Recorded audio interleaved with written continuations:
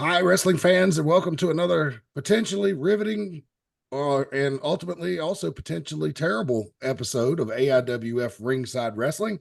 Hi, everybody. I am Mad Matt Carter, and everybody on this panel is a Hall of Famer. Brian and Reagan Danzig joining us. Stephen Hayes is joining us. And it's been an interesting week in wrestling. Oh my God. Uh, Who To say knew? the least. Who knew that one of the most interesting things that would happen in wrestling this week would happen on the NFL Network? But it just shows you it's a crazy time to be alive, and I'm glad that I am the age I am now, right now in this spot, perfectly positioned to observe all this lunacy and get to host a show where we get to talk about it. And so, in our first segment tonight, folks are going to be telling you about our next live event coming up on May the 11th. If you stay with us, then we're going to get into the Tony Khan discussion. If Tony wrote a book, it would probably be called How to Get the Internet to Hate You, Love You, then Hate You Again, all within 48 hours. So that ought to be very interesting. And then you want to stay with us after that, as we'll talk about the WWE draft and what's going on over there. Kevin Phoenix has just entered the waiting room. Things are about to pick up. So we'd like to welcome the world television champion Kevin Phoenix to the show, although he has chosen not to appear on camera on a He television. just likes us to see his name. He likes us to see here's my name. Here's my name. Oh, there. Oh, is he nude? He's naked. He's muted. No, I have pants on. Oh, okay, good. There are children watching this. Oh, if you're watching on YouTube, if you do me a solid and please like, subscribe, and ring the bell to be notified when we publish videos. We try to get several up a week for you. Got some good one-on-one matchups coming your way this week, so be on the lookout for those later in the week. All right, so I guess we should get going here.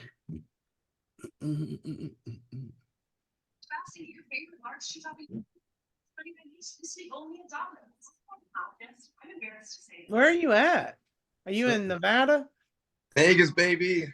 Oh, For undisclosed reasons, I'm in Vegas. I know why he's in Vegas. Well, how about we not eat on air while why I'm in Vegas? I'm not. I wouldn't do that. we won't. We'll let you. Our lips are sealed. Yeah. Yeah, we're not going to wreck that surprise. No, and wreck your chances in life. No way. All right. I want as many people as I know. Yeah, later I'll let them know. Gotcha. This is AIWF Ringside Wrestling for April 28th. Hard to believe we're almost in May. Can you believe that? No. 2024 is zinging on by. You can find I'm us. ready for June. We can, yeah, I bet you are. We are on Instagram. You can search us at AIWF Mid Atlantic Wrestling, and of course Diesel, DEEZEL 247 for Rick Diesel's Instagram account. Rick Diesel not with us this week as he is with the food truck at Merle Fest in Wilkesboro. You can find me on X at Mad Matt Concord. I do wrestling stuff on there, but mainly I retweet people playing stupid games and winning stupid prizes. So if you like seeing people falling off things, but they had it coming, go there. That's your place. You'll find. Did you send me that video of the guy breaking his legs, or did I send you that video? I can't remember, but it ended up on that X account. That's for sure. Ugh, that was rough. That was terrible. Yeah, I had to look away on that one. It was pretty bad. It was worse than Sid Vicious's. Really, and I've never watched that one. Yeah, the Sid Vicious one is terrible. But I think this one, because it was both legs, was worse. Yeah, here we're talking about something that people can't even see. But yeah, but yeah, go to Mad Matt Concord if you want to see that video. Want to have some fun on Twitter. If you say anything bad to me on there, you will get blocked though. So no, that's coming. Your comedy is going to be taken away from you. We're also on TikTok, although we don't manage that as tightly as we should, but we are there, and we put up poster match announcements and all that kind of stuff. And of course, we're all over the internet. Yeah, we can see us on YouTube at AIWF Network. at AIWF Ringside Wrestling, which is the channel we're watching right now. And if you want to send us any hate mail, it's AIWF20@hotmail.com, or you can inquire about sponsorships there. So yeah, we'd love to hear from you. Well, most of you. So our next big live event, television taping coming up off the heels of Spring Jam, Saturday, May 11th.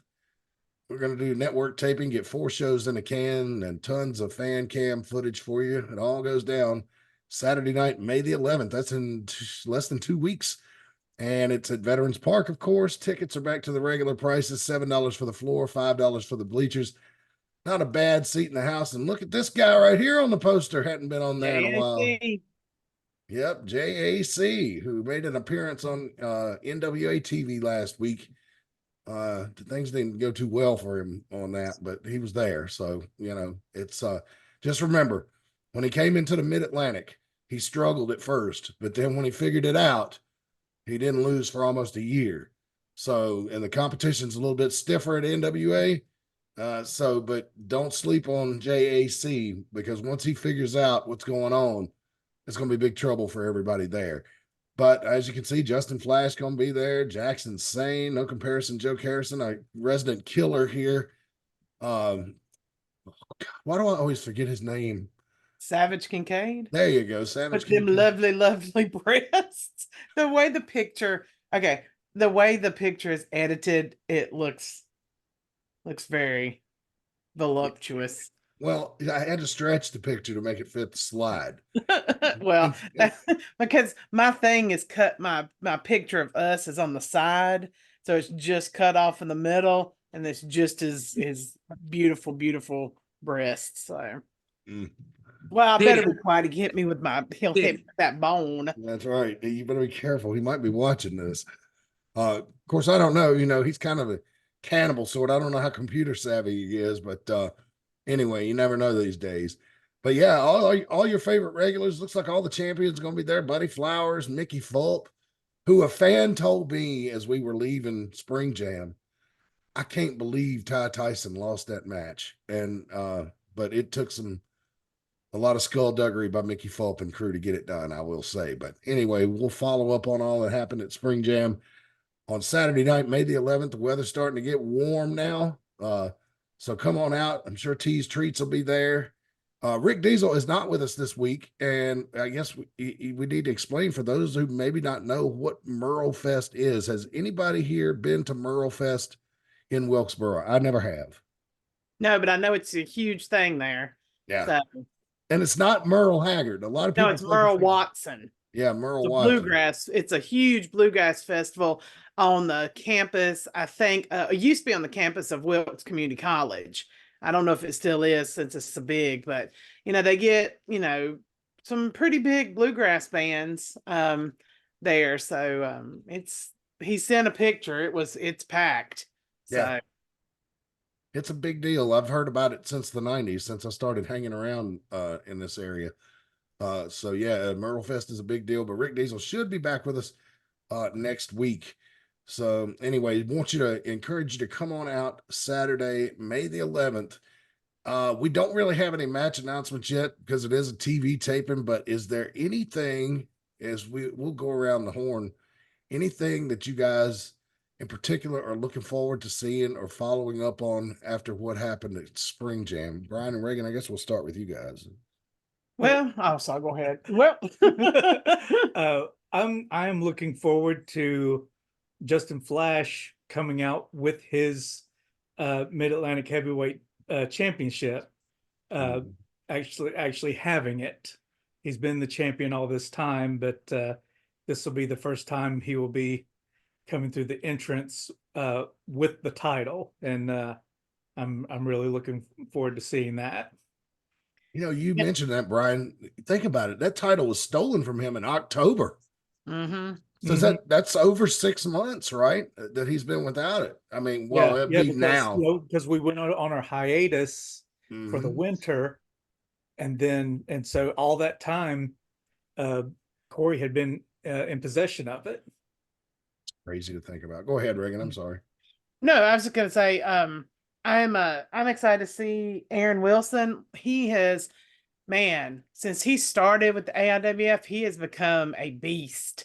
I mean, he gave Kevin Phoenix a run for his money at Spring Jam. And, I think, he's another one who's really honing his craft and getting better and better every time I see him in the ring. I maybe, not the best attitude towards people and fans, but as a person who loves to just watch people wrestle, I'm excited to see him. I'm excited to see where he goes. I'm excited to see who he's going to come after next, and and see what he does. I like his Predator slash Vader type mask he wears out. Mm-hmm. And that's pretty cool to me. Mhm. Let's see, Stephen Hayes, you got any thoughts? I'll take that as a no. Is he talking? He's not muted, but he's talking, but he can't be heard. Okay, well, we'll let him work on his sound, and we'll move to Kevin Phoenix. We were just talking about no joke, Aaron Wilson, Kevin Phoenix. What do you think of the kid after being in the ring with him? All right, Kevin, you can't be on the thing and not talk. We don't like dead air in the broadcast world. No, it's the Lord ultimate. It's the ultimate sin. All right. Well, anyway, come see us on May the 11th. We're just going to move on. And I think we're going to move on to our first ad. Yes, we are. Premier Auto Detailing is a fine sponsor of ours. They operate in the Mount Airy, Surry County area. They say auto detailing, but they'll just wash your car if it just needs a basic once over. They'll do that. But they can get down with toothbrushes and give it the full detail job.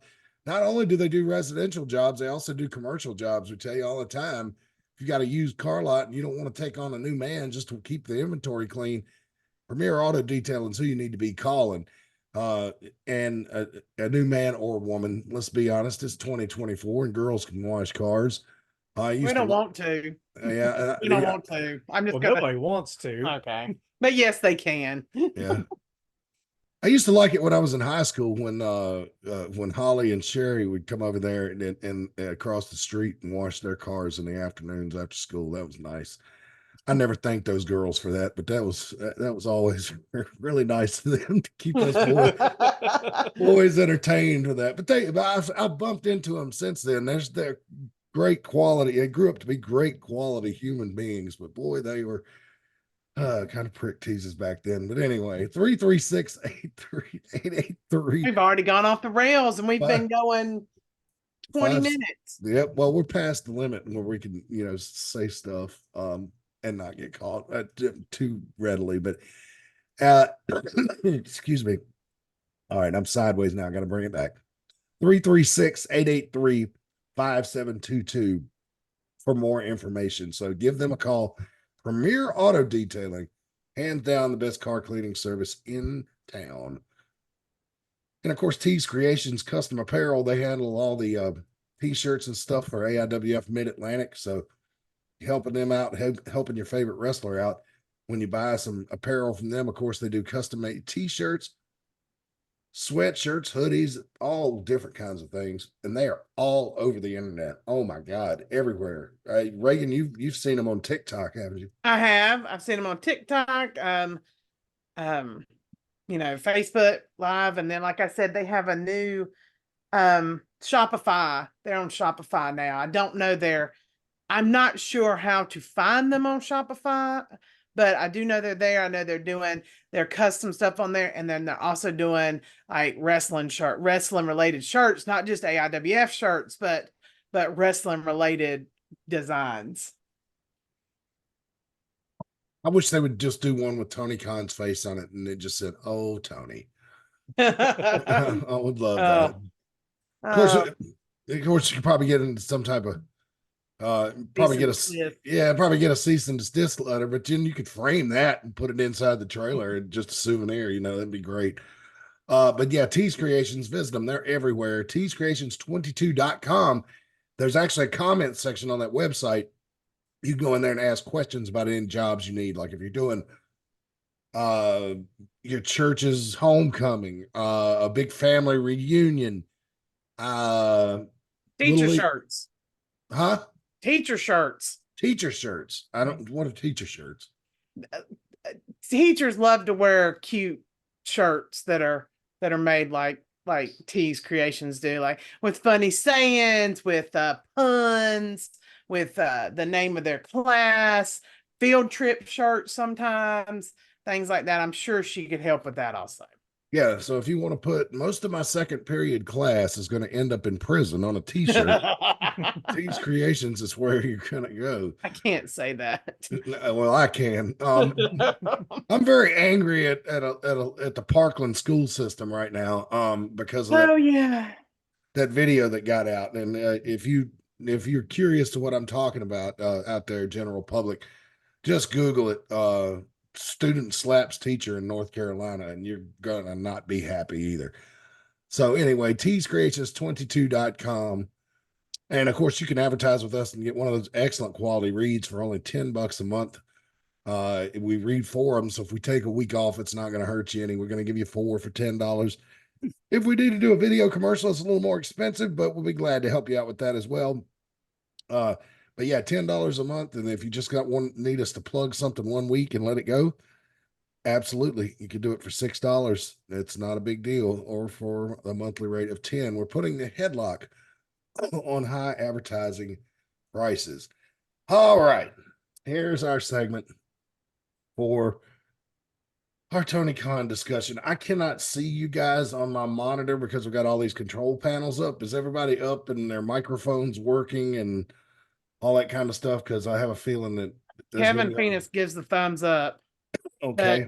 I don't know what But he's also doing. muted. He's also muted. Okay. Well, we don't need him to talk right yet. No, we Oh. don't. I'm eating lunch. I can talk. Okay. Okay, good. It's 6 p.m. Oh, yeah, that's right. You're out west. But anyway, okay. So let me set all this up for you. All right. So everybody knows that the reason CM Punk is not in AEW anymore is because he got fired after he had a confrontation backstage with Jack Perry last summer in Wembley. Fast forward, Jack Perry has not appeared on AEW since then, although it's been told that he was still under contract. He's done some work for New Japan, but the Wrestling Observer has been putting out stories for a few weeks that Tony Khan's still upset with Jack Perry over CM Punk leaving, yada, yada, yada, yada, yada, yada. And if you're like me, you view the Wrestling Observer, if you even know what it is, and I don't know that a lot of our fans even know what it is. National Enquirer of Wrestling. I wouldn't even give it that much credit anymore. Maybe 20 years ago. Yeah. But anyway, they've been putting out reports saying that Tony Khan and Jack Perry still aren't getting along. So at the end of Dynamite, this past Wednesday night, Jack Perry comes out, makes a heartfelt plea to Tony Khan to reinstate him, and they embrace. And this is not even subtle. He looks right into the hard camera like, hey, y'all, don't switch over to young Sheldon just yet. And that's what that look told me. Of course, you can't, because AEW usually has an overrun, and young Sheldon doesn't start till about 5 or 8 after the hour anyway. But anyway, to make a long story short, he hits Tony Khan in the microphone with in the microphone with the stomach. It was really gruesome, guys. It was like Mortal Kombat come to life. No, he hit him in the microphone with hit him with the microphone. He hit Tony Khan in the stomach with his microphone. Yes, to which Tony fell down, and then about 3 seconds after, realized his tummy was hurt, and started writhing in the ring.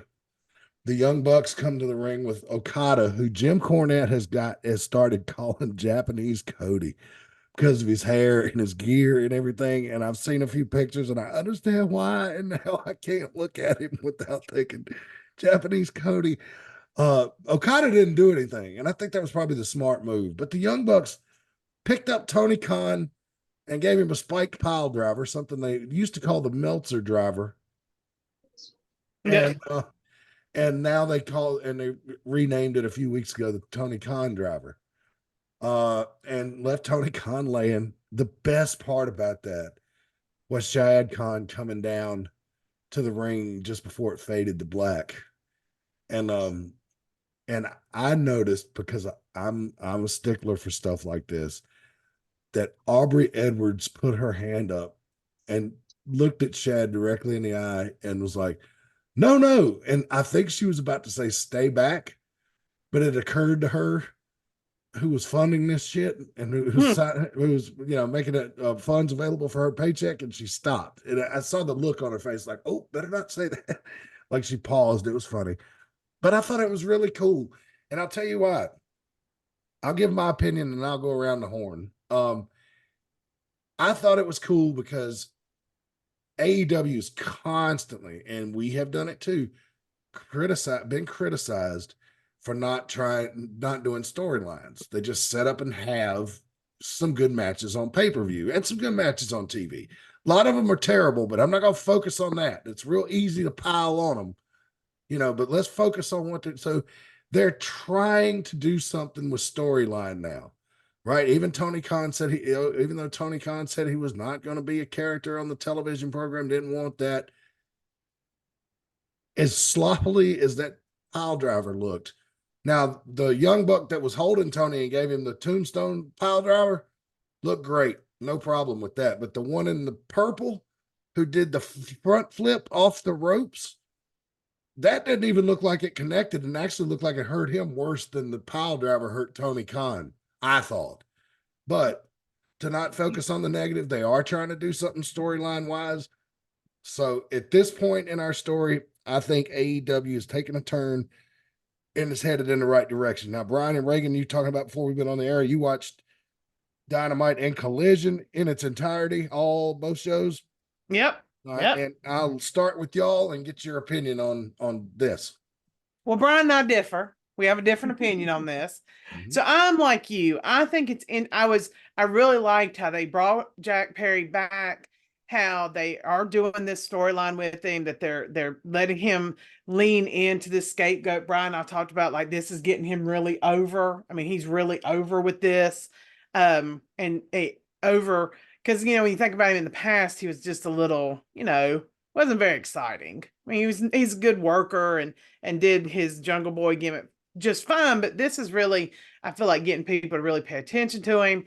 I am iffy on the Tony Khan aspect of it. I don't know. Like, I liked seeing that, but then I also could see how this is kind of Bischoffy, But I liked it. I like what was done. Let's not talk about how sloppy the pile driver was, but Brian has a completely different opinion than I do. Well, not completely different. Oh, yeah. I like that they're bringing him back. It's like we've always said, you can't burn bridges in wrestling. If there's money to be made, then they're going to bring you back.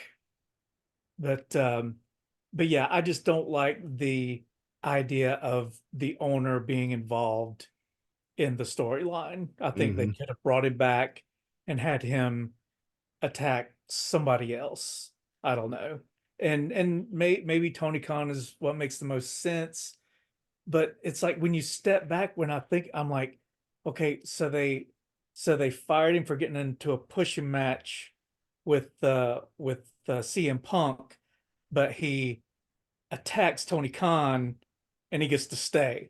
It's like, what? Yeah, no, that It doesn't really make sense. I mean, I know he's aligned himself with the VPs, so that kind of gives him more cover, but he's still the owner. And it just seems like that part of it, I just can't really square.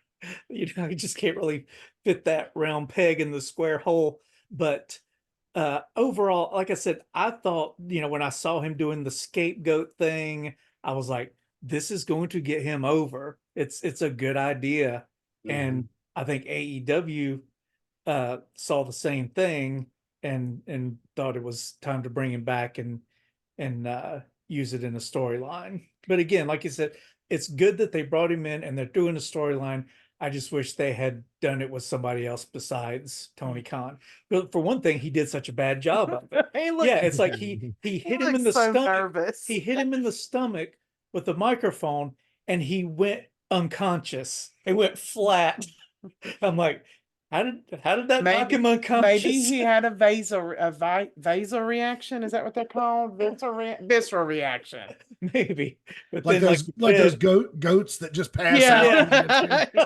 But and then the thing on it too is like when he came out, you could see that he was nervous as hell about it. Mhm. But they also their own Collision, the British guy that does the commentary for them, that I can't think of his name right now. Nigel McGuinness. He was like, well, because Tony Schiavone kept saying stuff very similar to what Brian was saying. So, they're talking about what people are saying. That they have people they're like, okay, there's going to be some people out that have the same opinion that he just stated. So let's just go ahead and have the British guy say his name again. Nigel McGuinness, I believe. Nigel McGuinness. Correct me if I'm wrong, Stephen Hayes, but and keep saying, well, he's aligned himself with the EVPs. They're the EVPs. They're the EVPs and stuff. So yeah, it'll be interesting to see.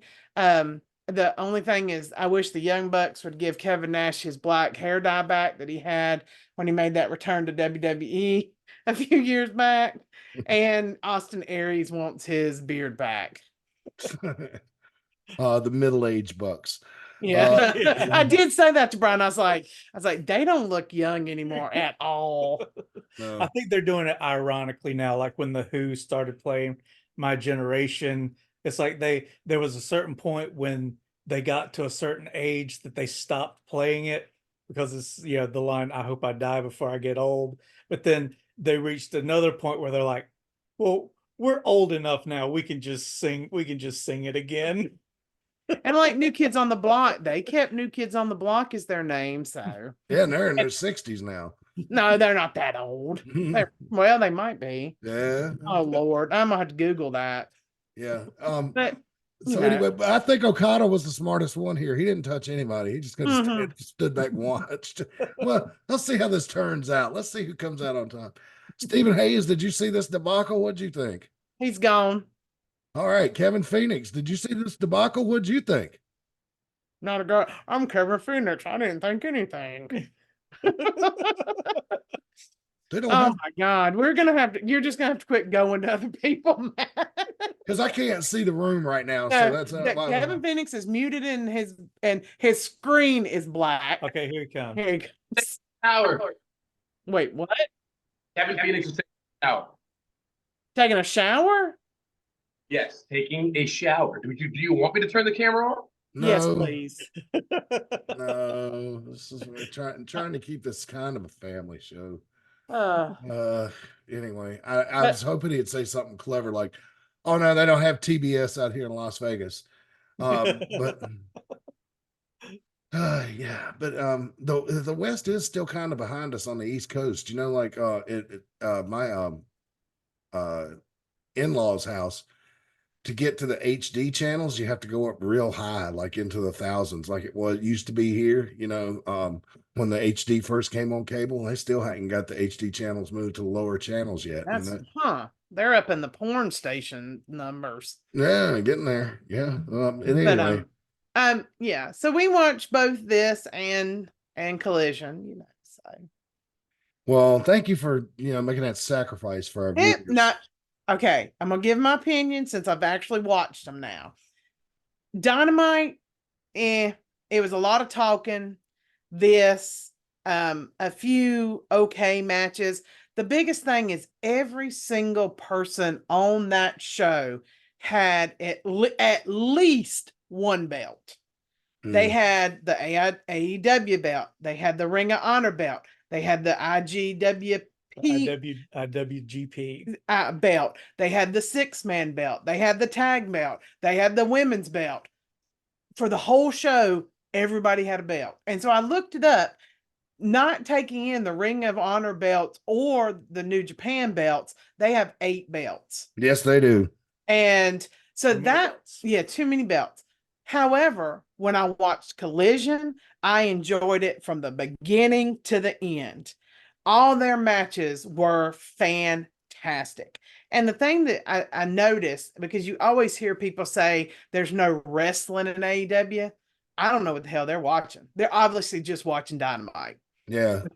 Because I'm gonna tell you, Saturday, yes, they had the high spot wrestling, which I do enjoy. They had the their Tony Storm and Anna Jay put on a technical masterpiece for their match. Mm. And so I'm excited to watch Saturdays. So we'll see if that continues. But Well, if you remember when Collision was invented, that was the show that CM Punk was in charge of, and there was going to be more wrestling on there anyway. So I'm glad to hear you reporting that even though there's only like 200,000 people that watch it, even though the ratings are in the shitter, I'm glad. But it is being preempted by basketball right now, so yeah, that's part of it. Because I saw it on my guide. I think it came on at like 10:30 on Saturday night or something like that. which is very WCW. The same Yeah. thing would happen to WCW sometimes. It'd be preempted by sports. Yeah. And I was Well, that went all the way back to Georgia Championship Wrestling on TBS. If the Braves were on, you won't get no wrestling. Just sorry, it wasn't happening. and I was telling Matt before we got on here, like I had to download two separate apps. I had to download the TBS app and I had to download the TNT app. And the one thing you don't get on the apps is the picture in picture that they do live. Yep. Which I don't know. I Don't like worry. it. I don't like it. I'm just, it If doesn't. if your TV's not 75 inches or larger, that picture in picture box is so small you can't tell what's going on anyway. That's true. Yeah. Yeah. But I'm gonna try to keep up with it. Well, good luck. And bless your heart for doing that. Because I ain't. I tried. I've already done my term. So all right. So then the next day, Oh, the NFL draft starts, and this brought warmth to my heart because for those of you who don't know, Rich Eisen, the host of the main anchor of the NFL Network, also has his own podcast, and grew up a wrestling fan, so he is well aware of what's going on in the world of professional wrestling. So, the draft got underway on Thursday. It was coming up for the Jacksonville's first pick, and as you know, or you may or may not know, Tony Khan's father, Shad, I don't really know how to say it. I just call him Shad. That's what I've always called him. And his epic mustache that he has had since he was a young man, mind you. I looked it up yesterday. I've seen pictures of him when he was younger and impressive had mustache. long, hippie looking hair when he first married his wife. So Shad Khan was a hippie at one point, ladies and gentlemen. Just shows you this is America. You too can become a billionaire if you bust your ass. But I can't remember what Shad got rich off of. It was some kind of like bumper or trailer hitch mechanism or something like that. And somebody might want to look it up. But I mean, it was good old fashioned hard work. Well, he owns the Jacksonville Jaguars. Tony keeps stats for him and is very heavily involved with the running of the team. And this image popped up on the NFL Network coverage Thursday. And Rich Eisen made a comment. It's the first time that an NFL executive has appeared on draft day in a neck brace after suffering an injury the night before in a wrestling ring, which was awesome. Look at that shot encompasses it all. They've got NFL Network on in that office because you can see it says here drafter in Jacksonville, Florida, right?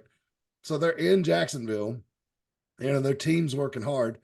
They see that pop up on the screen and they're on the clock. See, they just had made their pick when this picture says Jacksonville pick is in round 1, pick 23. So you send the NFL your pick from your draft room and then they announce it. And so they took the shot from the draft room after the pick was in. And Rich Eisen made that comment. So immediately the internet is broken. Twitter, Instagram, everybody's posting pictures of this. Look, Tony Khan's on the NFL draft. He's wearing the neck brace, great, good for him. Everything's going great. And I don't know if you guys remember Thursday when this started going around. Do you remember seeing it during the workday? Because I do, and was thinking like, wow, that's pretty cool. I really thought that was pretty cool. Thoughts? I didn't see the picture myself, but I just heard about it. I heard about it after the the other thing, The debacle. yeah, the debacle part is Well, when yeah, we'll get to that's that. the thing I heard about. And I did see this going around. I did see the picture, and I was like, wow, he's really putting some effort into it and stuff. And and that's a smart thing. I mean, it's smart to do because maybe you can get the people that are interested in NFL that maybe don't like him to maybe turn on AEW to see him get pile driven. I don't know the past tense of that one. And maybe, it's quite the storyline. So Well, I'm thinking too, like if say you're in Jacksonville, and you're a season ticket holder to the Jaguars. Well, they have all these special events and stuff because season ticket holders have to shell out a ton of money to go to NFL games. You know what I mean? They have to pay for the seat license plus the tickets. I mean, they set up monthly payment plans that you can pay installments every month out of the year to pay for your NFL tickets, right? So they usually take good care of the season ticket holders. And I was sitting there thinking, there is some little old lady somewhere in Jacksonville that this image popped up on the screen and is like feverishly calling her ticket agent at Jaguar Stadium. What's wrong? What happened to poor Tony? Is he okay? We saw him at the Christmas party. He was fine. What happened? I mean, I'm sure they know that they own a wrestling promotion, but let's be realistic. I think a lot of people are like me that like wrestling and also love football, but the vast majority of the NFL audiences are not wrestling fans. Right. So they're, that's why Rich Eisen had to explain to the crowd, to the audience at home, like Tony Khan suffered an injury in a wrestling ring last night. So anyway, so this got over great. Everybody was happy.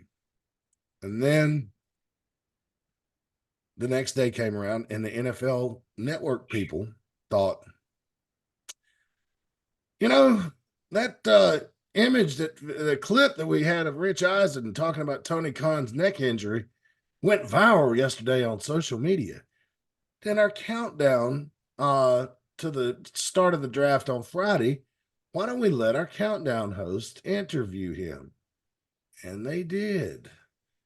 And we got about a 3-minute clip we're going to play for you here, and we're going to start it and stop it at certain points. I'm going to play the audio for you. Let's just put a trigger warning out there. This could be triggering, just to be honest. Yeah, well, if they hadn't seen it, I'm sure they've heard but it. you just want to, for those things you want to. I don't know, but anyway, so we're not going to show you the video. If you want to see it, it's all over Twitter and all over the internet. But this is a still shot from the interview of Tony.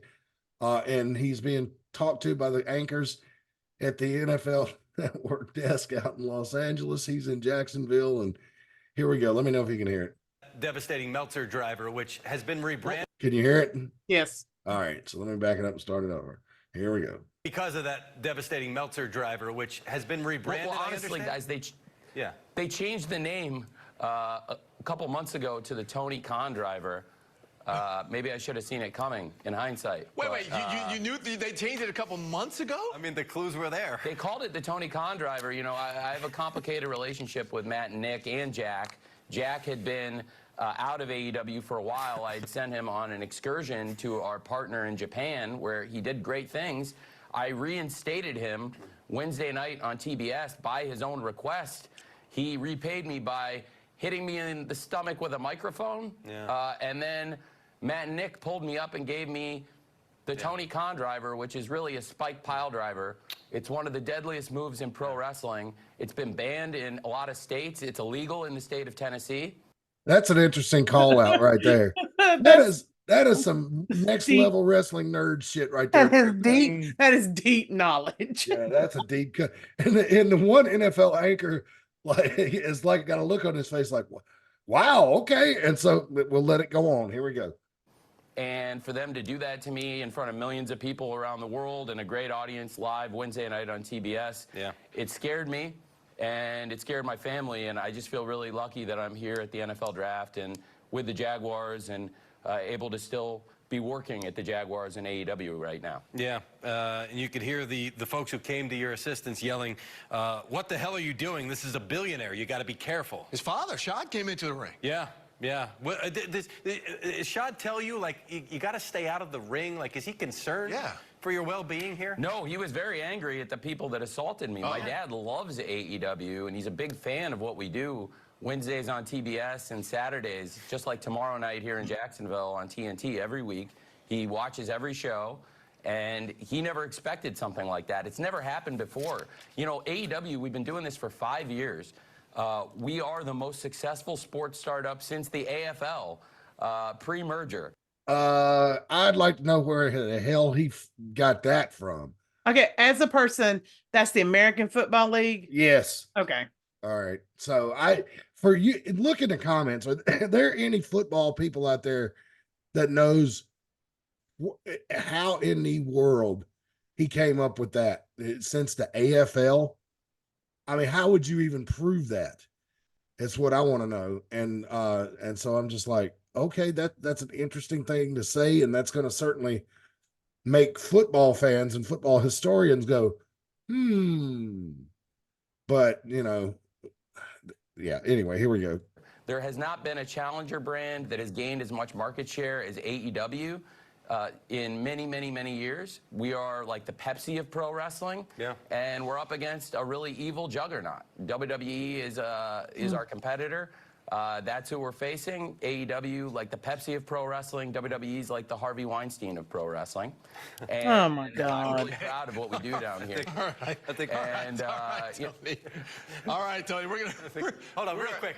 What's the prognosis? What are the doctors telling you? Well, to be honest, I think you're going to have to tune in to AEW to find out what they have to say. There we go. You find. I'm sorry. What an asshole. He goes right back into shilling. This is the same thing that Ariel Helwani got on him about last year.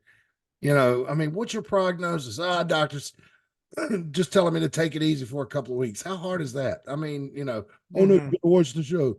All right, about 30 more seconds and we're done. Find out on TNT and TBS what my prognosis is and what's going to happen to me. I'll tell you what, save all that stuff. Just tell us who you're taking tonight. We'll take that here. How about that? Well, guys, this is the NFL Network. There's a lot of people watching. I can't give out that kind of sensitive information. And also a lot of things have to play out in the second and third round. And you can bet Trent and Doug and this great group, we're going to make good decisions and keep trying to make the team better. I think a lot of great things happening in Jacksonville this week. Yeah. And that's that. And he's made some great decisions in this interview. Oh my Lord. Well, I hope he makes better decisions with the football team is all I can tell you. I don't know where the Harvey Weinstein comment came out of nowhere. And you could see the anchors like, and somebody was in their ear, cut it off, because let's do a little NFL history lesson too, to give you some context as well. Before the pandemic, the whole Kaepernick thing happened, right? With the protest in the national anthem, and it pissed a lot of people off, whether you agreed with him or where you didn't. I'm a San Francisco 49ers fan. I've been dealing with Kaepernick for, since 2010, 2011, whenever he first came to the team. Always knew he didn't have a good head on his shoulders, didn't think. And all he was doing with the protest, I'm sorry. He said he was trying to bring attention to everything, but his past does not vouch for that. He was an attention whore, and that's all he was doing it. Now, he got some good conversations going, granted, okay, whatever, but Kaepernick himself still blacklisted from the NFL because everybody knew it was a con job. It pissed off a lot of fans. It hurt their ratings. 2018, 2019, You know, their NFL's ratings have usually just been unshakable, you know, and until that happened, they were. And so then the pandemic happened. And the NFL, luckily it was during the off season. And if you remember 2020, NASCAR was the first sport back without fans, right? And then I don't know if they played any baseball in 2020. I think they did some, like maybe a half season. And But the go ahead. Dash started after a few months, right? Because we went some Dash games that summer. And Did you in they 2020? remember you couldn't sit like 4 seats away from each other. Something. So I don't know that I'm pretty sure that was the summer Yeah. after, but I'm not like, don't quote me on that. But I do remember going because it was outside. You couldn't sit, you had to be 4 seats apart. You had to wear your mask and all that stuff. So that makes it sound like to me that it was that summer. So Yeah. So anyway, the NFL came back that fall and did not play in front of crowds. They played in empty stadiums. And you know what? At least it was the NFL. The TV networks did an outstanding job of not shooting into the stands to remind you that there was nobody there. I remember telling Jinky, I was like, man, the coverage of this is so good. I don't even realize there's not people there until they would do a wide shot when they kicked the field goals, you know, and you have to show the stands, but they would have cardboard cutouts and stuff in there. So, you know, you only noticed it every now and then. Since then, the NFL has just turned into a juggernaut, you know, after post pandemic. And then last year, Taylor came along. Oh, to the moon, Alice, you know. So things are going great for the NFL right now. And I have noticed that since the pandemic, they are steering clear of any type of controversial issues. So I know that somebody's head in LA when he made that comment exploded and was just, I don't know if they'll ever stick a microphone in front of him again, at least not for a while after that. I just don't understand what was to be gained by making a comment like that. and he could have stopped and just said, we're up against an evil juggernaut. That makes his point. That makes his point that he's trying to make, that he's the little guy, they're the big guy who are evil, you know. Where it's just funny having a billionaire's son sitting there talking about how he's going up against the evil juggernaut. Yeah, I know, right? The irony of it. I'm just poor little old me, just going after the big WWE.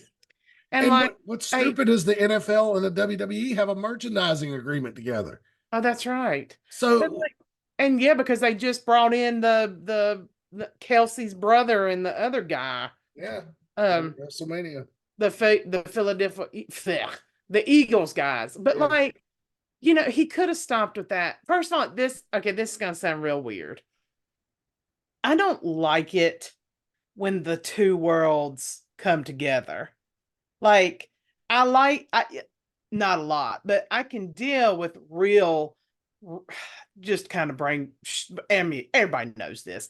It's not as bad when you bring in the real world into wrestling, like when you use a football player or stuff like that. I don't like it, but like in the past it hasn't worked very well. Like that is one thing, but sometimes when you put wrestling out into like the real world, it comes across really cringy and weird. And what did you call it? Shilling? Is that what you said? Yeah, when he's putting over those shows just without any kind of tact or class. And I think it's the best way that we put it, with all the tact of a used condom salesman. You know, but it's just, I don't like the mixture of those things. Like, especially, I don't watch, even less than I watched AEW. I don't watch football at all. I've never watched football. I've never liked football. That's just my prerogative. But I know how serious of a time it is right now because of the draft. Like, I understand how serious that is. I understand how much goes into that. I understand all that stuff, you know, and to mix these two is very cringy. Like, and then saying that on top of it is just insane. It's like I don't know. It's The- just him unnecessarily tripping over his own feet again. Again, he's taking a swing at WWE and punching himself right in the face once again. Mhm. He just keeps doing it. Just stop.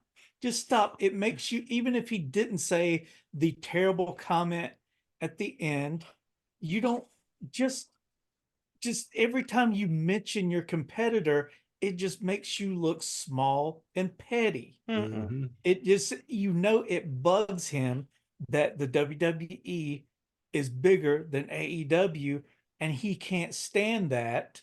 And so he has to throw in these shots. And it just makes him look pathetic. And Yeah.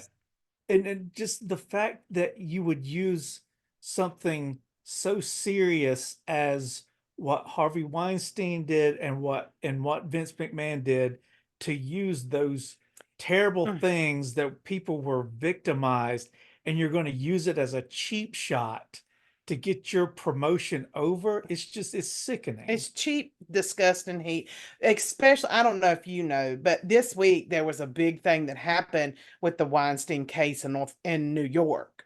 It got No. overturned. It got overturned on a technicality. So he's going to be out. No, because he has convictions in California. That Oh. were So yeah, so he won't get out, but his New York convictions were overturned, but he still has several in California. So so this is a really raw subject for people right now. mhm. You know, and for him to I don't like I like sometimes when real world stuff comes into wrestling, like, but it has to be very benign, you know, and to bring that and say that it's just not, it's just so tacky and more than that, it's disgusting. It's dumb, and it's just it again, like Brian says, it's like you're punching yourself in the face, and which is terrible, because like when we were watching Collision and Dynamite, they were back in the what did it call it? The place, where they started, where they did their Daly's place. yeah, and it looked great. Like it was full. Air, like the crowd was great. It looked great because I say that, I think I say this every single week. Just accept what you are and then make that your business and make it look the best you can. Yeah, there were 1,700 people there. But Daly's place is more like an amphitheater, Yeah. so you can shoot it and make it look more full than it is, and that's okay. Yeah. But see, here's the thing.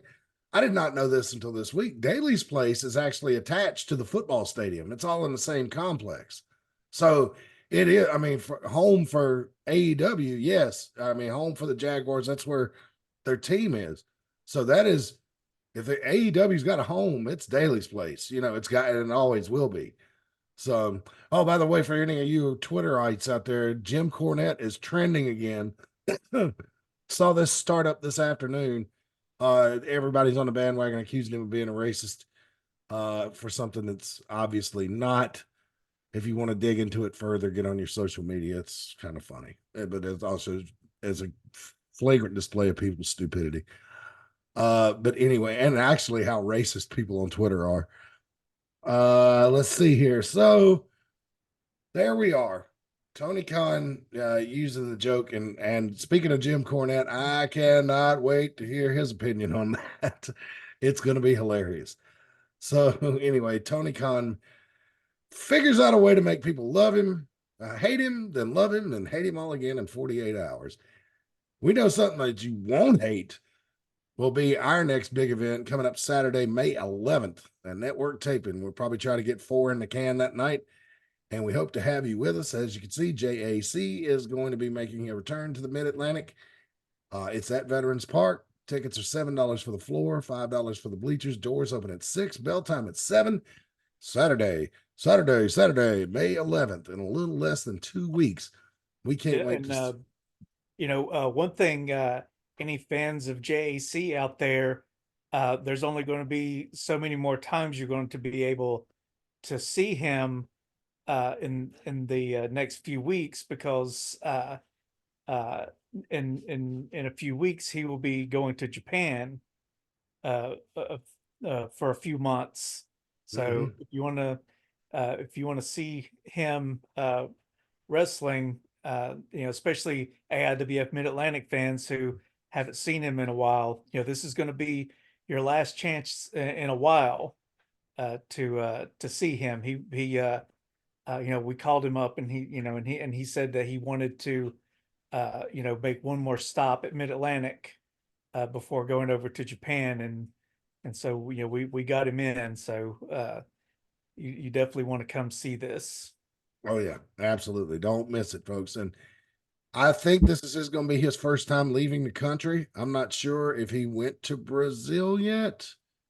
If Clara took him to Brazil, I don't know. I not that I know of, but yeah, I know that was in the plans. And when she told me she was going to do that, I looked at him and went, "First trip out of the country, eh?" And his face turned white. So, boy, he thinks a trip to Brazil was scary. Yeah, 3 months in Japan, training at a dojo, getting beat half to death by the Japanese. The man that leaves us in June is not going to be the same man that returns. I guarantee you that. So now as tough as he is now, they're going to put him through the ringer, and he's going to come back even tougher. And so I look forward to seeing it. yep, probably a diet of raw fish and buttermilk, fish heads and buttermilk for 3 months, and that changes a man. But anyway, best of luck to JAC over there in Japan. He's going to get some valuable experience that will help out his wrestling career, that's for sure. So do like Brian says, make sure you join him on May 11th. All right, we got a couple of more ads to read through. Our friends at Branch Management, they are our longest sponsor. They do all type of landscaping work. They sell hanging baskets with plants in them. And hanging basket season is now. Get those things up, get that house prettified. Summertime's coming. You want to be able to see all those pretty flowers and people drive by your house and say, "Well, ain't that a very well kept house?" And you want them to at least think that your house looks better than your next door neighbors. You don't want to be that house on the street that doesn't have the pretty plants. But anyway, you can check out Branch Management for all that stuff. They do pressure washing, general contracting, gutter cleaning. Free estimates is the thing, my favorite part. And you can reach out to them at 336-648-2487, 336-648-2487. One more time, 336-648-2487. And you tell them that AIWF Ringside Wrestling sent you. Of course, there we are, YouTube, AIWF Network, AIWF Ringside Wrestling, and you can send your emails to AIWF20@hotmail.com. Any hot takes in the chat, Reagan, about the Tony Khan comments? Just that, Joshua Bowman was just saying, again, that how Tony Khan said he felt threatened by CM Punk, fired him, and then and brings back, and it said that it just makes Tony Khan look like a joke. So yeah, you got a point there. One last time, Tease Treats, that's where Rick Diesel is with them at Merle Fest. Are a locally owned food truck based in Mount Airy. They got great pizza, delicious dogs, and decadent desserts. They're available for any event, music festivals, athletic tournaments, street festivals, concerts like they're at this weekend. You got questions about the availability, call them 336-755-8204. That's 336-755-8204. They even got frozen bananas now. Have you guys had a chance to try one of the frozen bananas? No, because I had such a huge amount of nachos with her delicious chili on them that I hadn't have room for a banana. So, but I hear they're selling like hotcakes. So, yep, the frozen banana. So ask her, and they're gourmet too. They're not just regular chocolate bananas, but gourmet chocolate bananas. Yummy, yummy. And they're the best concessions in wrestling. Just ask me, I'll tell you. Best concessions in wrestling. Tease Creations. Check them out next time you come to a Mid Atlantic show. Of course, if you're at Merle Fest, you're not seeing this. So, but you might be seeing it later. So if you missed out on Tease Treats, boy, you fucked up. Anyway, all right. So the NFL draft made its way into wrestling news this week and everything, but the WWE is actually having their actual draft. And I don't know about you guys, but most of the time, the WWE draft is, to me, it's a novelty. It's a fun couple of nights. You get to see and you get to think about some new matchups maybe coming your way on different shows. Because the brand extension started in what, 02, 03? It's been a long time. Yeah.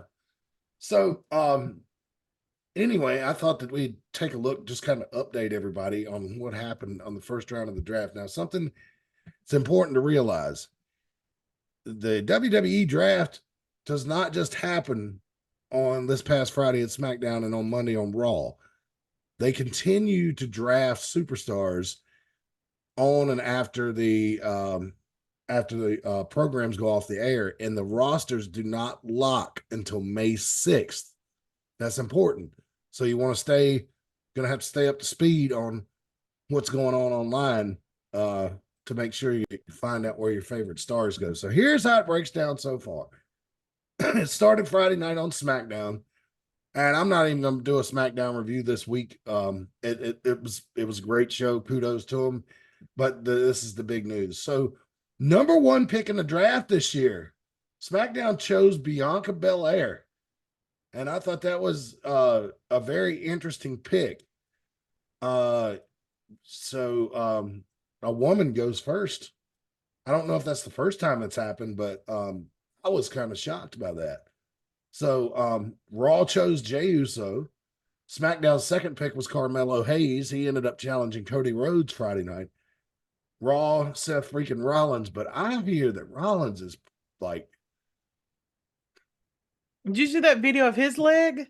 He's pretty fucked up. Yeah, like that was almost Sid Vicious level, but not as bad. But I did see that video. Yeah, I hope. I just look, dude. You've been wrestling injured for 6 months now. We all know it.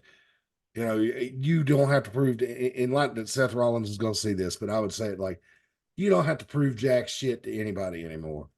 You heal up and you come back when you get ready and take care of that baby. That's going to be your rehab. Becky was joking on an interview with it that he's not going to be able to convalesce peacefully at home because he's going to be with the baby. So that's going to be interesting, right? Him chasing. I don't know how old their kid's, probably a toddler by now.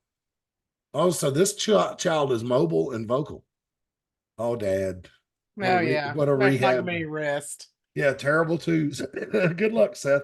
He'll probably come back early just to get away from that, right? So round 2, SmackDown chose Randy Orton.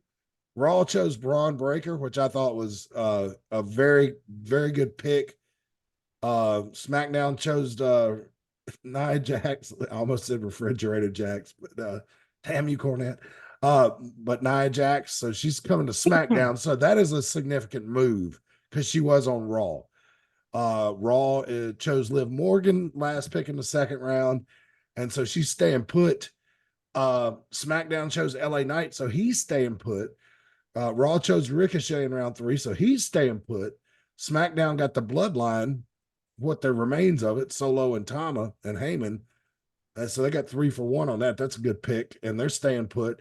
And Raw is getting Sheamus. And oh, poor Sheamus. People are being so fucking mean to him right now. It's making me so damn mad. It's like the people making fun of him are making fun of him from their mother's basements, and they all weigh over 400 pounds. I know, and it's like, but it is funny. They have turned, Drew McIntyre did say, that what was it? I don't know, Sheamus said they had banger after banger after banger together, and then Drew McIntyre said, it looks like you've had burger after burger after burger, which I don't like, but at least they're leaning into it a little bit, but these people, I mean, he's going to get back in shape. Like, did you hear why he's a little out of shape? I mean, because he was injured. Well, no, I mean, here's the thing. He had a set date to come back.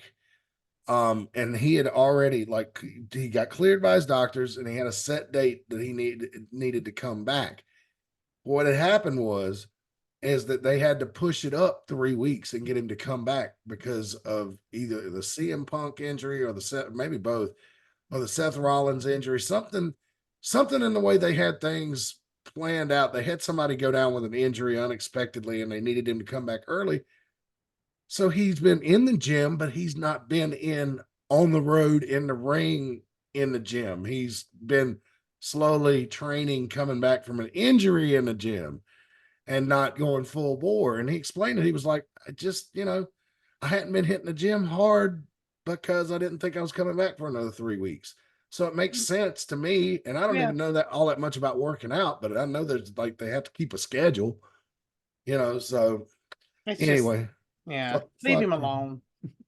When you're an athlete like that, you're used to being able to eat whatever you want because you're working out so much. You're burning so many calories when you're working out, 5 or more hours a day.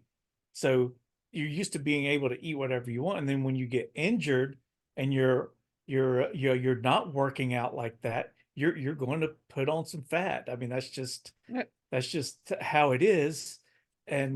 But yeah, once he gets back on his regular schedule, that's going to melt off of him, and he's going to be in just as good a shape as he was before. Well, remember years ago when Michael Phelps first became a big name in the American Olympic community, like they would do stories about, because of his training was so rigorous, like he would burn so many calories, like they had to build it into his daily training schedule to get him out of the water, and they would have to feed him like 4 fried eggs, bacon, pancakes with syrup, and all this stuff, man. So because he was burning so many calories. Yeah, that's the way it is with a lot of swimmers. Mm-hmm. They purposely eat high calorie foods because they're burning more calories than most people eat than like 5 times. Mm-hmm. Yeah, and they were saying like he would die if they didn't do that. Yeah. What were you calling them last week? Facebookers? Is that what you called that we were laughing about? Facebookers. Facebookers. Yeah, Facebookers. But yeah, anyway, you can keep on going through draft. Sorry, I got us off. No, that's all right. We're almost to the bottom. What I did want to show here is what you see on TV is just part of it. So 4th round, SmackDown chose AJ Styles. He's staying put. Raw choose Alpha Academy. They're staying put. Chad Gable is taking a dark turn, and I'm very interested to see if he can whip this bunch into shape, or he just drives them crazy till they turn on him. Andre's staying on SmackDown. Here's the big one. Kiana James from NXT drafted to Raw. Did not see that coming. And saw some live event footage of a show last night. I don't know where they were on the road, non-televised event of her and Tiffany Stratton. Looked like they were having a hell of a match. So good luck to Kiana James. I hate you, but that just on TV, not the person, but the wrestler on TV. But good luck to her. The OC is going to SmackDown, which I think are they already on SmackDown? I don't know. I can't even remember who the OC is right now. Let's see. Keep going. I'll Google it. Baron Corbin is going to SmackDown, so he's coming back up from NXT. Cedric Alexander and Ashante Theodonis. I know who Cedric Alexander is because he's from around here. He's born and bred in Charlotte and came up with the Carolina Indies. Oh, the OC, those are the ball Luke league. Gallows, Carl Anderson, and Mia. Well, I know her as Mia Kim. What is she? Meechin? I don't know what they changed it. I don't know. I know her as Mia Yim too. And I also know the OC is Jesse and Festus version 2. Ding, ding, ding. I didn't even think about that. Yeah. I swear to God, next time I'm ringside and within shouting distance of them and they come out and wrestle in front of me, they're getting called Jesse and Festus the whole match. It's hard to forget. I mean, it's hard to remember like that. Jesse and Festus was so awesome. Wrestling fans, if you don't know what we're talking about, just Google WWE Jesse and Festus. It is hilarious. So Shayna Baszler staying on Raw. Zoe Stark staying on Raw. Alba Fire and Isla Dawn staying on Raw, although they're new to Raw. So they just came up from NXT a few months ago. Those two are eerie. But and Ivar the Viking with the Viking Raiders is staying on Raw. So Yeah, they're getting ready to lose they're getting ready to lose Valhalla. She's pregnant. oh, is she? Oh Yeah, I no. saw that today. She was married. She's married to no, she's Eric, not. Eric, is she married to Eric? Right. I don't know. I was thinking of the other one. The Nikki Cross. She's married to a guy that used to be on NXT, but I don't know who Valhalla's mentioning. She's a Tennessee girl. I do know that. Said that she's married. Lord, it looks like we need to do our research before we.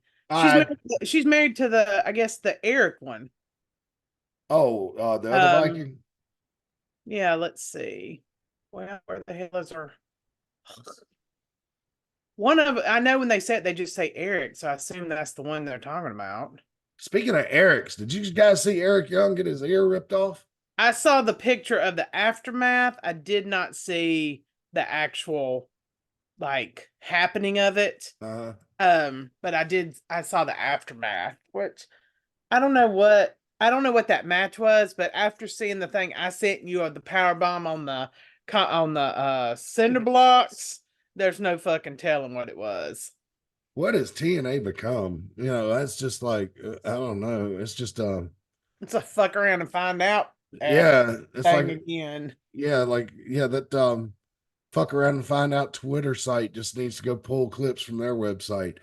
But no, the thing with Eric Young, he was doing some kind of a flip off the top rope or something like that, and it just the way that everything collapsed and the corner of the table went over. It was just a freak accident. So he didn't do anything overly stupid to cause that.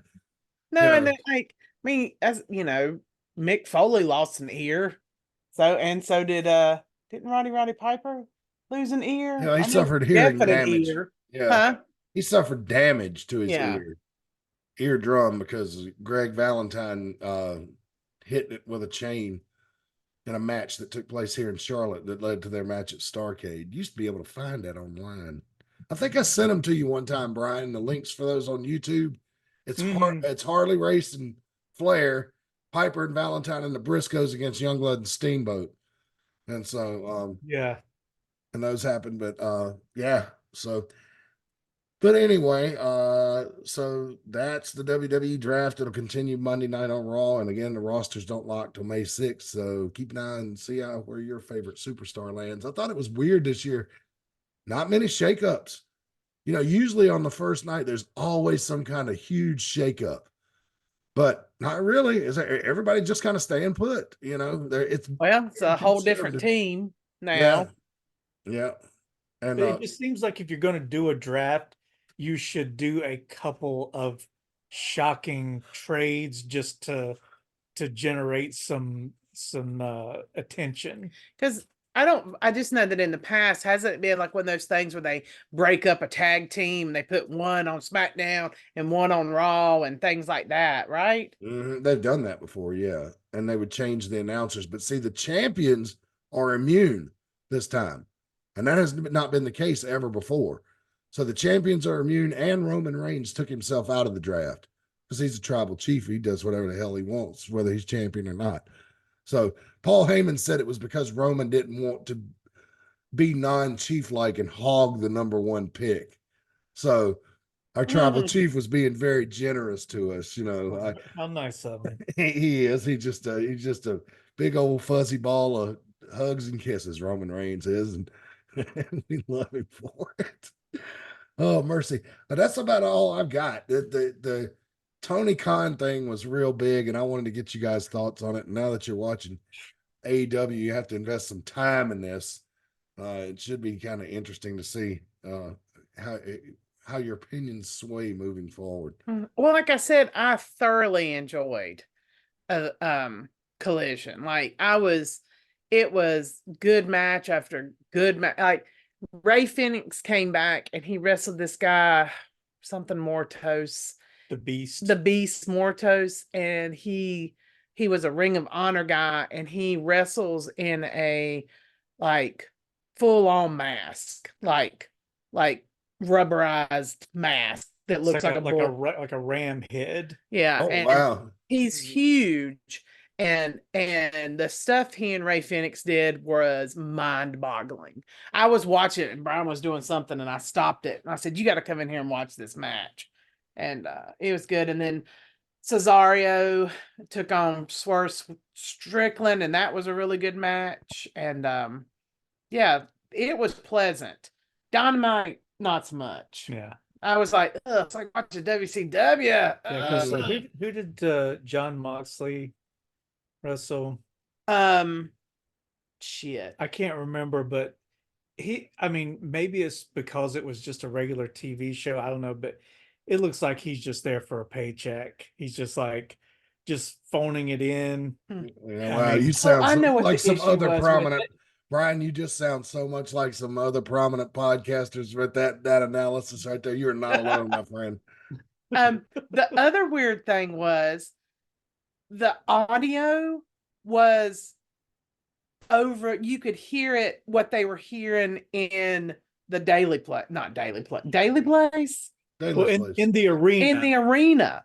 So it was echoed. Yeah, So because it's outdoors. yeah, no, but Collision didn't have this problem. But like, so not the interviews in the ring, the interviews in the back. You could only hear it being broadcast over the arena, the outside. It was, and you couldn't, because of that, you couldn't hear them. Yeah, it was echoey and hard to understand. I think they shoot, and I don't know if they did 2 separate shows this week because they were at home base, but usually they shoot Dynamite, and then right after that they shoot Collision. So they could have cleaned up whatever was wrong in post by the time they aired it on Collision. So but yeah, it was distracting to say the least. But yeah, and I said like with God bless America, Dean Ambrose, what is his name now? Moxley. John Mox. As everybody knows that watches this show, I have no memory for names. Like, he does that thing where he comes out in the crowd, because he's so tough and stuff. But like, it's funny to watch him, and then he's surrounded by security guards. Yeah. I mean, it's just, yeah, but it looks like he's phoning in. I can't remember. Was he wrestling a Ring of Honor guy? Probably. Japanese guy?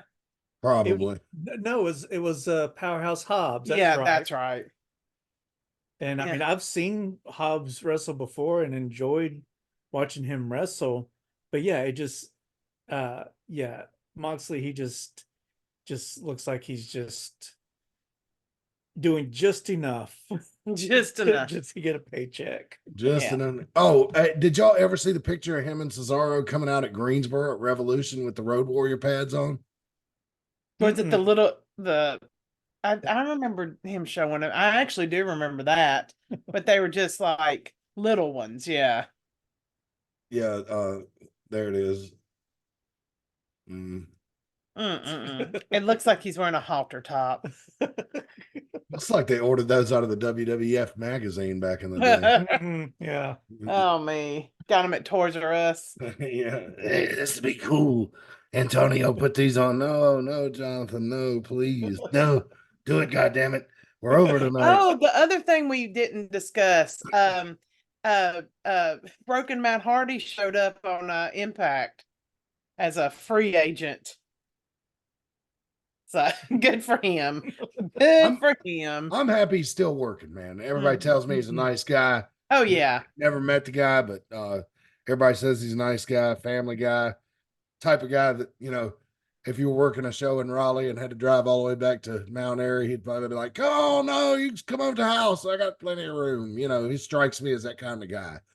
So I don't know if he is or not, but he does strike me as that kind of person. But that's kind of I think that was a surprise thing for him, or I guess not Impact anymore. It's back being TNA. So what was funny is I saw him at a show when several years back down here at Cabarrus Arena.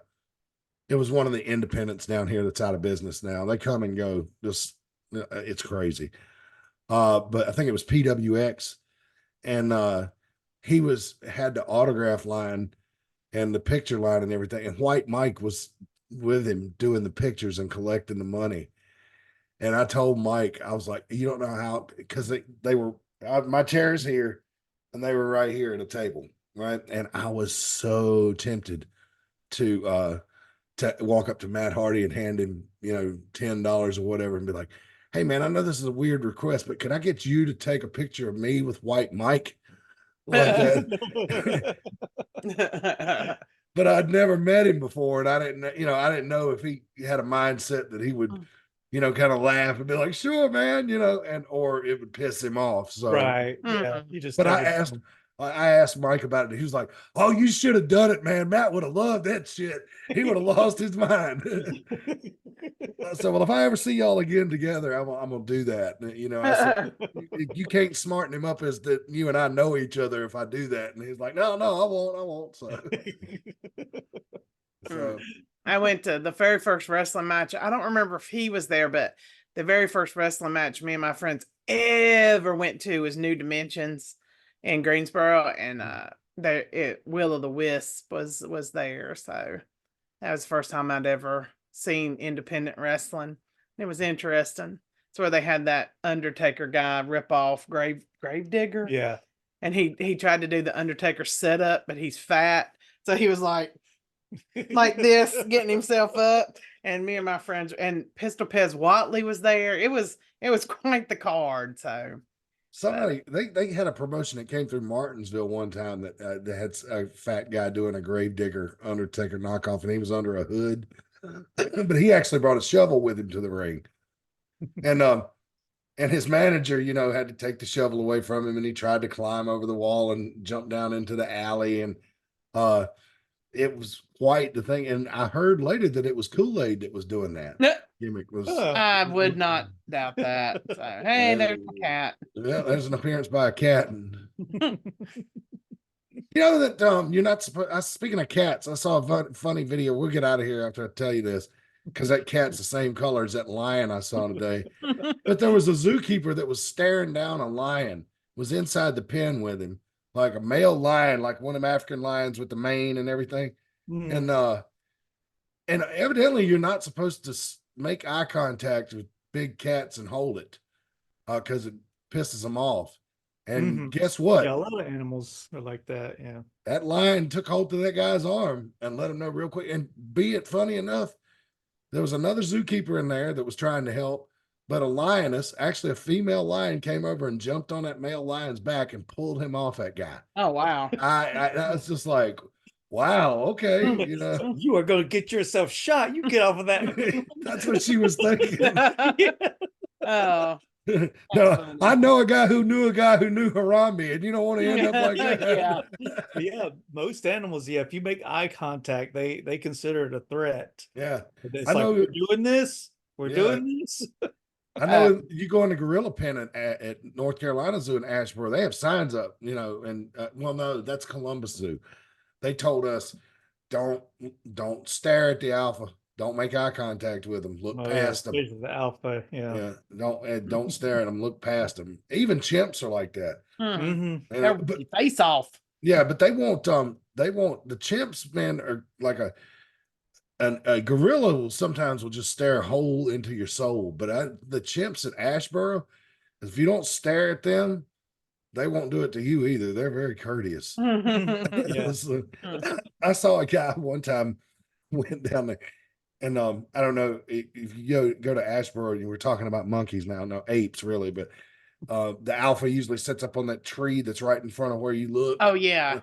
And then there's that one older chimp that's probably as old as we are, who sits at the window and actually looks at the people. She's, we're on display to her, right? Yeah. And so, but I was in there one day and this guy came in, this punk kid, who didn't know any better. And he goes up to the window, starts pointing at the alpha and slapping his chest, going, "That's my people. That's my people. That's my people, yo. That's my people." And the chimp is just like this at first, like, really? And so calmly comes down the tree. And that guy's, "Yeah, that's my people." And that chimp comes up and just jumps up and smacks the glass with both hands. And the guy jumped back and was like, "Ah." Oh my God. And everybody in that enclosure, it was probably 25, 30 people. We all looked at him and were like, "Ah," and started laughing. And you could tell he was walling up. He was about to cry. He was so embarrassed. He was like, "Man, forget you." And just walked.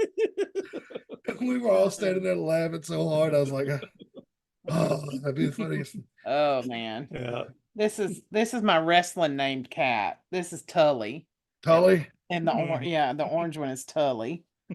So Yeah, I always every Thanksgiving I always make a post on social media like I just came back from Starcade and Tully Blanchard has done something to infuriate me.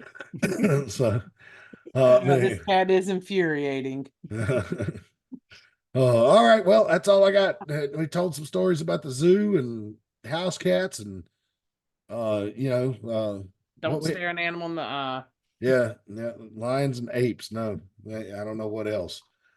And if you watch Tiger King, that they'll never recover financially from this. That show was like Honey Boo Boo. I could feel my brain cells dying every minute that passed that I watched. It hit right at the right time.